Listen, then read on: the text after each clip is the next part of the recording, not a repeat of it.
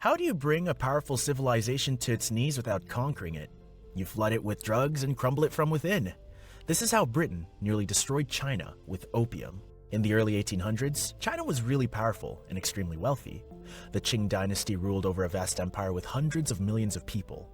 China had been one of the world's leading civilizations for thousands of years. It invented paper, printing, gunpowder, and the compass. The government was organized. It was rich. Its economy was strong. The people were prosperous. Across the whole world, China was admired. Chinese products were considered luxury goods. The silk was worn by royals and officials. The porcelain was so good that it became known as fine china. Spices were exported all over the world. The tea was tasty and in demand throughout. In Britain, tea was more than just a drink. It was a daily habit and a cultural symbol. British society depended on it. But China didn't depend on Britain. So, where did the problem arise? China didn't want British goods. It didn't need them. Instead, China demanded silver as payment. Every year, massive amounts of British silver flowed into China. British leaders watched the reserve shrink and panicked. They needed a way to reverse the trade imbalance. Instead of respecting China's laws, Britain chose profit. They chose opium. Britain controlled large parts of India, where opium poppies grew easily. Opium is a highly addictive drug. It creates pleasure, but like any drug, it leads to dependence and suffering. China already knew how dangerous it was. The drug had already been banned decades earlier, but Britain ignored the ban. And why wouldn't they? All they wanted was wealth, so the British officials turned opium into a system. Indian farmers were forced to grow poppies instead of food. The East India Company bought the opium cheaply, processed it, and sold it at auctions. Private traders didn't smuggle it into China randomly. It was all part of a much bigger plan. At first, opium spread through port cities. Sailors and merchants used it. Then, it moved inland. Opium dens appeared everywhere. People from every social class became addicted. Workers stopped working. Soldiers grew weak. Families spent all their money on the drug. The system started breaking. China began to collapse from the inside. By the 1830s, millions of Chinese people were addicted. Silver that used to come into China had now begun flowing out of the country to pay for opium. Britain's trade crisis vanished. China's economy weakened. Chinese officials warned the emperor. Laws were passed. Smugglers were punished. Nothing worked. The supply never stopped because Britain controlled production. In 1839, the emperor finally acted. He appointed Lin Zhehu, a strict and honest official, to end the opium trade. Lin shut down dens. He arrested dealers. Then, he tried something else. He appealed to morality. Lin wrote a letter to Britain's queen. He asked a simple question. If drugs were illegal in Britain because they harmed people, why was Britain selling them to China? The British reacted by not replying. Were they being rude, or did they just not care? Lin realized words were not enough. He surrounded foreign merchants in Canton and demanded they surrender all opium. Over 20,000 chests were handed over. Lin ordered them destroyed publicly. The drug was dissolved and flushed into the sea. China believed it had finally defended itself. Britain saw it as an attack on profit. British officials claimed China had destroyed British property. They ignored the fact that opium was illegal. And in 1840, Britain sent warships. The First Opium War had begun. And was it a fair fight? Not at all. Britain had steam-powered ships and modern cannons. China had outdated weapons and little naval experience. British ships bombarded ports. Cities fell one by one. China was defeated.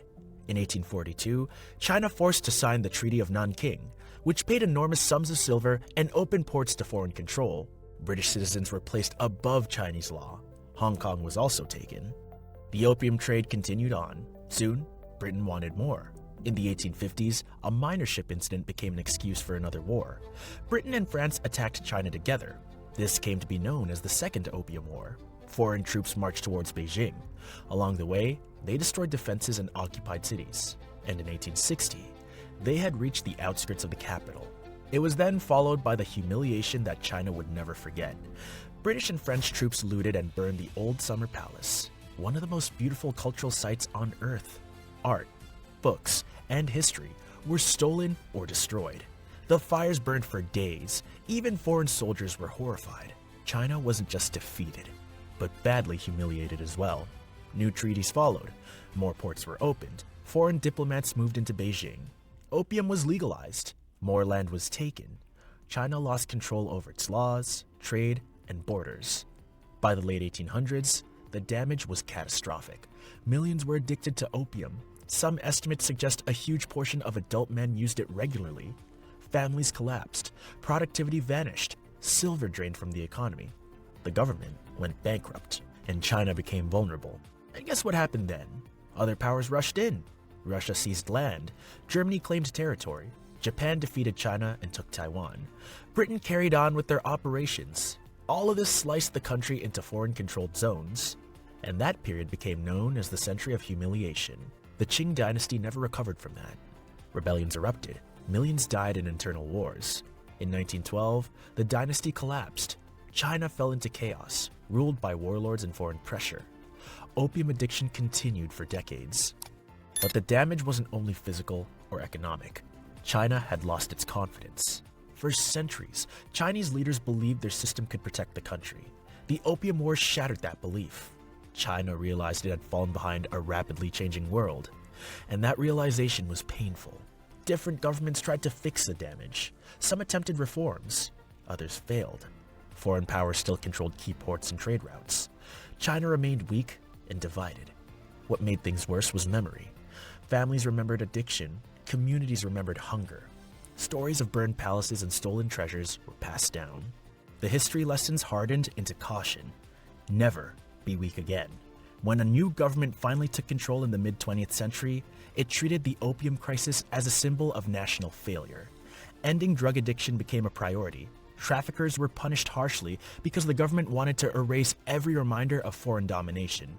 But removing drugs was only the beginning. China also learned that military power alone wasn't enough. Economic weakness had invited invasion. So, economic strength became a priority.